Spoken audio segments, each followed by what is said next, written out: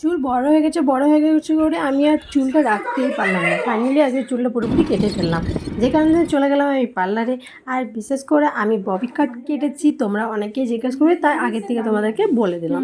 তো এখানে আমার চুল কাটা স্টার্ট করে দিয়েছে। এখানে দেখতে পাচ্ছ কতটা আমার চুল কাটছে, মানে ভাবো এক ফিট থেকে একবারই কাঁধ পর্যন্ত চলে এসছে আমার চুলটা।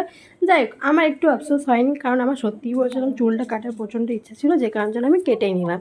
আর এটা দেখো আমার ফাইনাল লুক কেমন লাগছে অবশ্যই জানাবে। এটা আমাদের পুরো পেছন ফ্রন্টাল পুরো তুলেছে। আর এটা দেখো আমার অতটা চুল নষ্ট গেছে।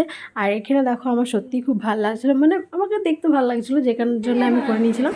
আর এটা আমি বাড়িতে এসে কালার করলাম, নিজেই করেছি হাতে করে।